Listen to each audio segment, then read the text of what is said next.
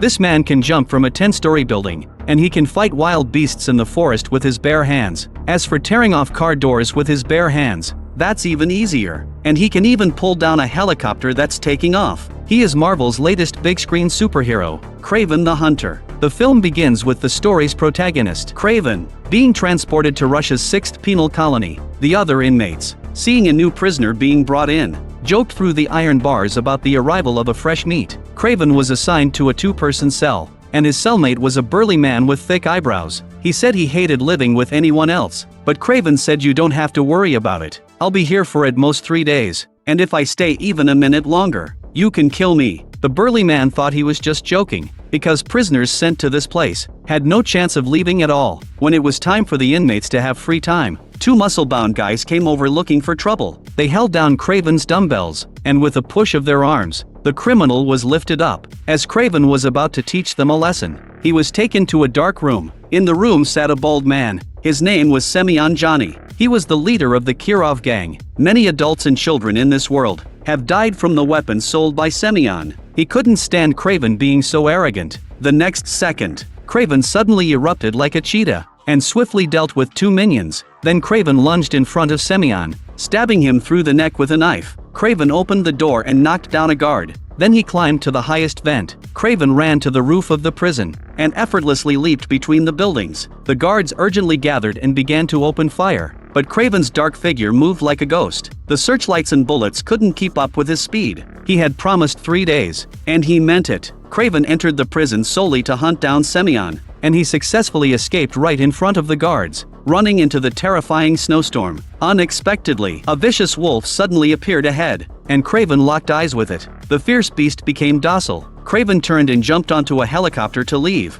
Not long after, the guards found the replaced inmate in the snow. No matter how you look at it, Kraven's physical abilities are incredibly abnormal. The origin of this extraordinary strength can be traced back to 16 years ago. Back then, Kraven was still called Sergei, and he and his brother Dmitri were students at St. Michael's Academy. Their father believed in survival of the fittest, and he imposed a brutal, wolf-like education on his children. The brothers had not seen their mother in 2 years. The father came this time to inform them of their mother's death, and to take their 2 sons hunting on the grasslands. Yes, you heard it right. It wasn't to attend a funeral, but to go hunting in the grasslands of Tanzania. The brothers dared not defy their father's orders, and during the hunt, their father told Sergei, "Never fear death. They are just prey and we are the predators." The father's sole purpose for coming to the Tanzanian grasslands was to hunt the fiercest wild lion in the area. Countless people have died at the claws of this beast. Dmitri actually hoped their father would succeed. As long as he achieved his goal, he wouldn't force them to come here to hunt anymore. As soon as he finished speaking, the lion appeared right in front of the brothers. Sergei immediately signaled his brother to hide behind him.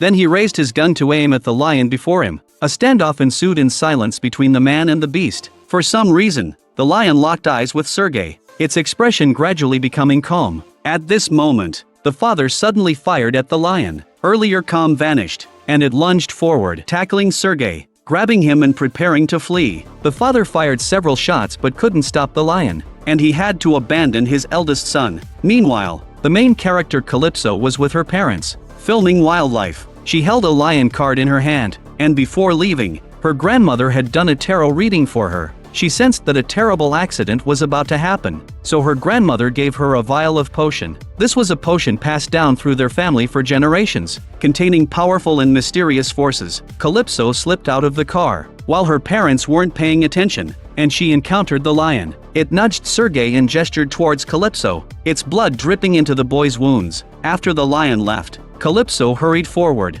and she dropped the potion given by her grandmother into Sergei's mouth. The powers of the priestess and the lion merged, and reacted within him. Not long after, Calypso's family summoned a helicopter. The girl placed the card in Sergei's hand. Watching the rescue team leave the planes, Sergei was quickly transported to the hospital for emergency treatment, but he was soon pronounced dead due to his severe injuries. Just as the nurse was about to remove the ECG monitor, Sergei suddenly woke up, and in an instant, his eyes turned golden like a lion's. After waking, Sergei noticed the card, and he developed a strong interest in his savior. At this moment, Dmitri and their father rushed in upon hearing the news, and although the doctor recommended hospital observation for a while, the father still took Sergei home. Sergei returned to his familiar bedroom, and he hurriedly sifted through the letters, most of which had been opened by his father. Among them were letters sent by his mother. The reason the mother and son couldn't meet was because of their father. In her letters, the mother asked Sergei to promise that he would never become a man like his father. At this moment, the father called Sergei downstairs for a talk. He questioned why he didn't shoot the lion in the first place that day. You almost got yourself and your brother killed. Remember, you must never show weakness to your enemies. The reason the father was so hard on Sergei was that his large gray enterprise was to be handed over to his eldest son in the future. The father showed Sergei the lion's head mounted on the wall, saying, "Now you have nothing to fear." But Sergei felt extremely angry, and for the first time in his life, he yelled at his father. Sergei even pushed away his brother who was trying to comfort him. He didn't want to continue living this way. Sergei packed all his cash and passport, as well as the card and the vial of potion. He planned to leave quietly at night, carefully moving along the eaves. He stepped wrong and fell, but Sergei perfectly caught himself on the ground. A strange power surged within him, and Sergei didn't have time to think much. He hurried to leave, but he saw Dmitri standing ahead, not wanting his brother to leave him behind. But Sergei had already made up his mind. After saying goodbye to his brother, he took a boat to leave England, and Sergei returned to the vast grasslands once more. He keenly picked up the sounds of animals. Soon after, a herd of migrating buffalo came charging in. Sergei quickly curled up, protecting his head, but the buffalo didn't attack him. Sergei realized that his body had undergone some kind of change. He went alone to the place where he used to camp with his mother as a child, and he began testing the limits of the energy within him.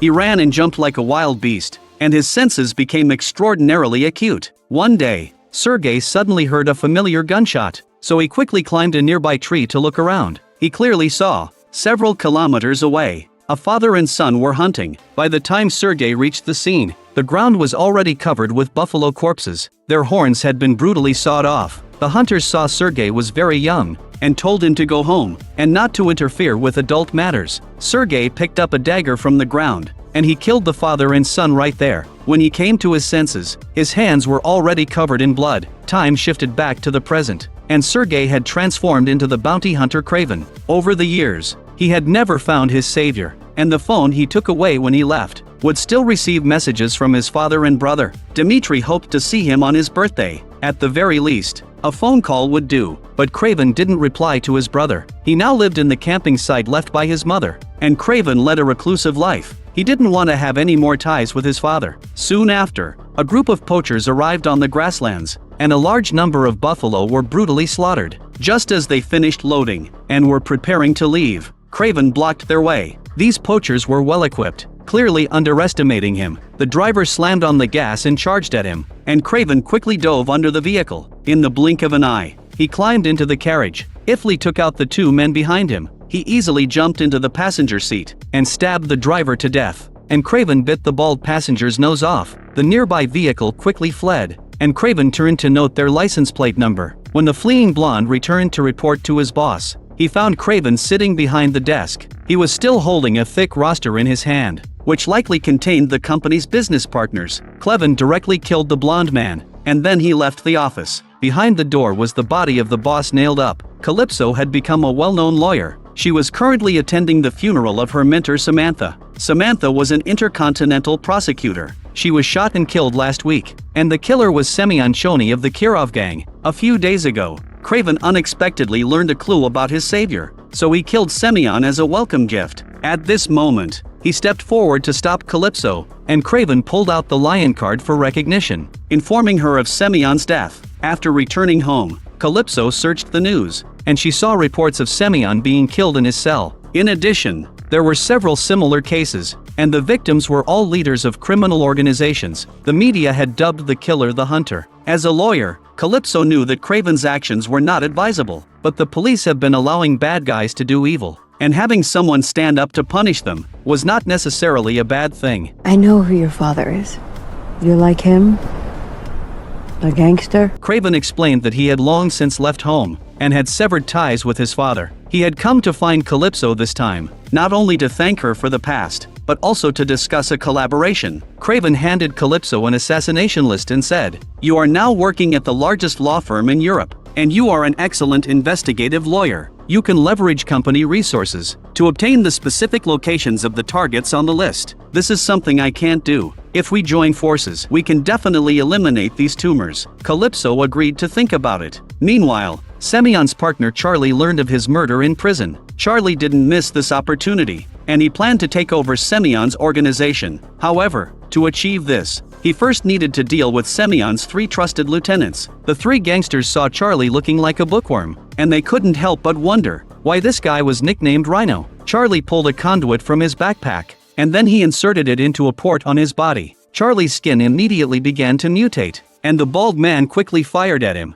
But this layer of rigid skin was extremely tough. Charlie killed 2 of his trusted lieutenants, leaving only a long-haired man to do his bidding. However, his ambitions were far from satisfied. Charlie's true target was Craven's father Russell. That night, Russell met at a tavern with Semyon's remaining lieutenant, as he wanted to discuss future cooperation. His youngest son Dmitri was the owner of the club, so there were his own people hidden everywhere. As the business discussion progressed, Russell sensed something was wrong about the long-haired man. You have already done deal, didn't you? Who is?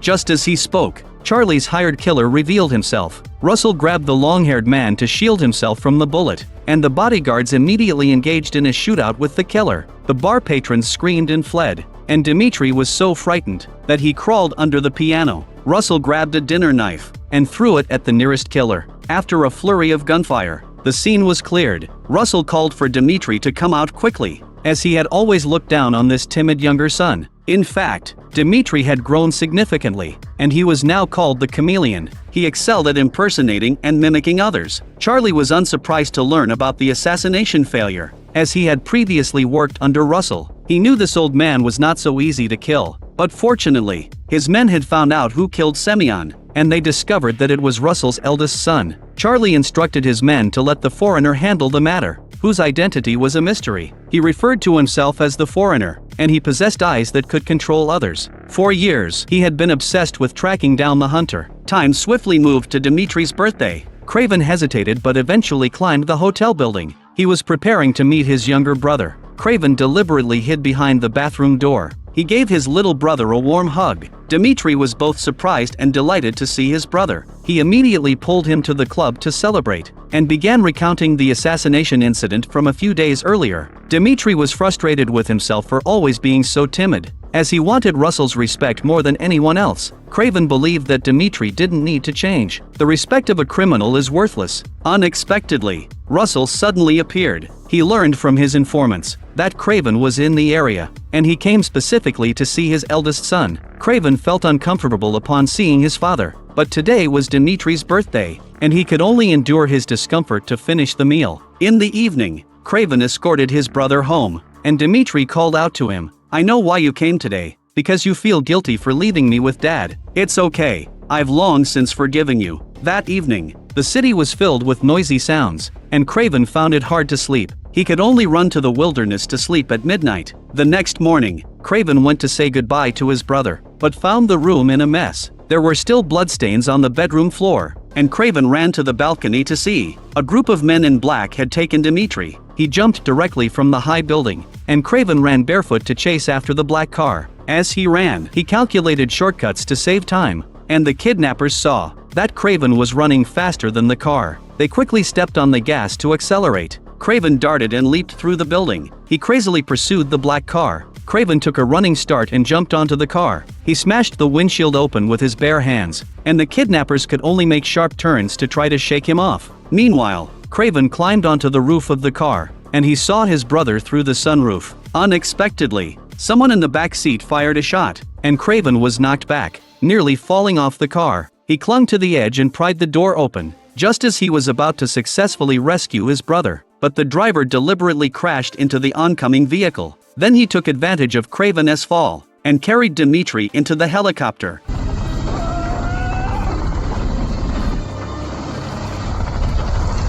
Craven kicked against the iron pillar at the dock, trying to pull the helicopter down. Suddenly, the assassin above fired, and Craven ducked behind cover. He picked up a metal rod and stabbed the shooter to death. But by then, the helicopter had already taken off. He clung to the fishing net, refusing to let go, and the helicopter pilot deliberately changed direction, causing Craven to crash into a buoy. This successfully shook off Craven's pursuit. Craven noted the appearances and accents of the 4 kidnappers, and he immediately went to seek help from Calypso. Craven hoped she could find information about the kidnappers, and he felt extremely guilty and regretful that he should have stayed by his brother's side last night. As Calypso worked hard to search, Craven returned home, because the kidnappers would definitely demand a ransom from his father. Russell received a finger from Dimitri. The kidnappers also demanded $20 million within 24 hours, but Russell refused to pay. If he paid because of this, it would mean admitting he had a weakness. Moreover, from the moment Dimitri was taken, regardless of whether he paid or not,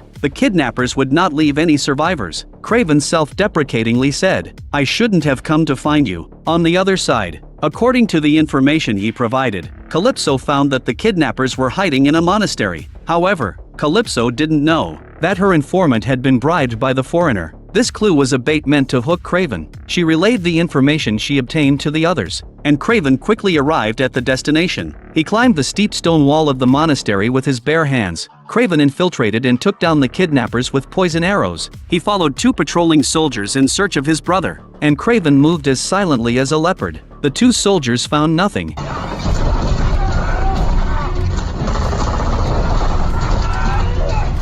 Craven caught the kidnappers' leader and lifted him up single-handedly out the window. Craven demanded to know Dimitri's whereabouts. Suddenly, a sniper hidden across the way launched an attack, and Craven pulled the kidnapper down the cliff with him. This man couldn't die before revealing the information, so he used his body to shield him from falling rocks. The kidnapper weakly uttered the words "Rhino," and then a pile of boulders fell from the mountain. Craven quickly protected him, and the 2 were buried under the boulders. Seeing the plan had succeeded, the sniper came to check for bodies. We've got Craven. I don't know about that.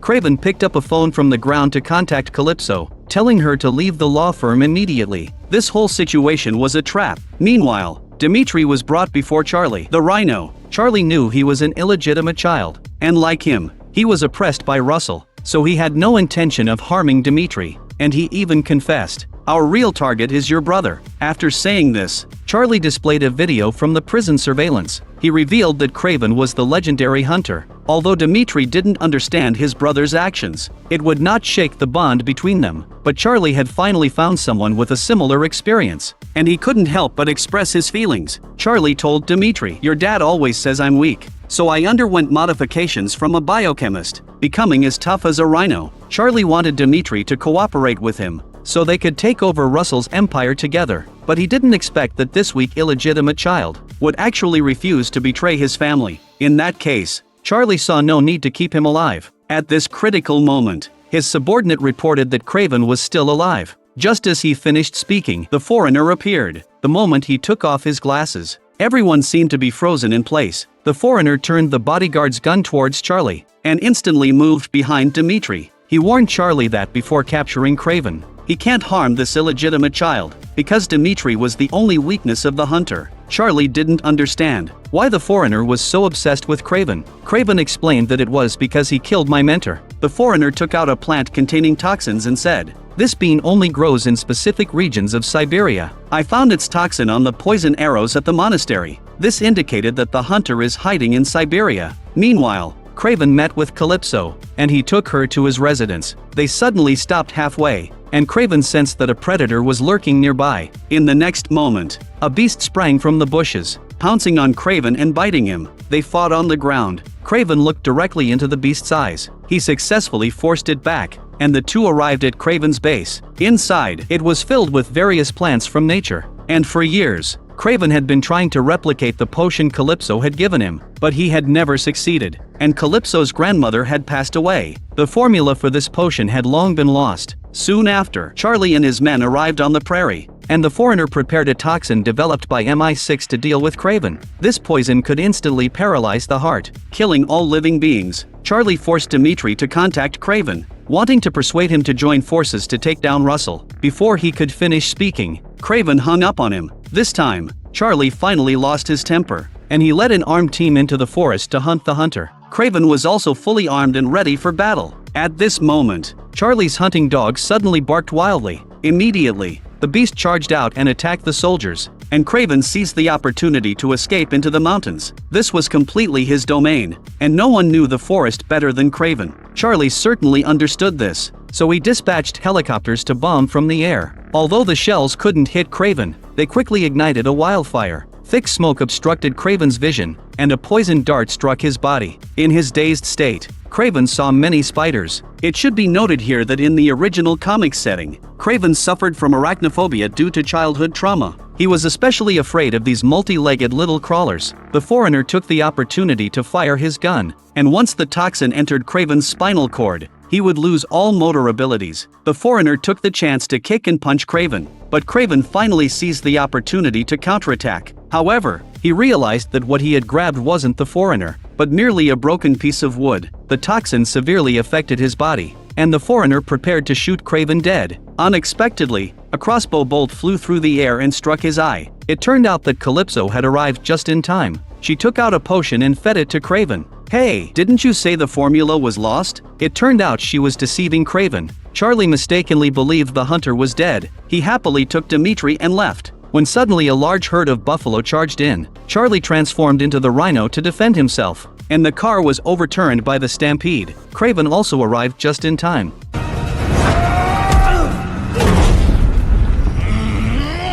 Gosh, you're really heavy.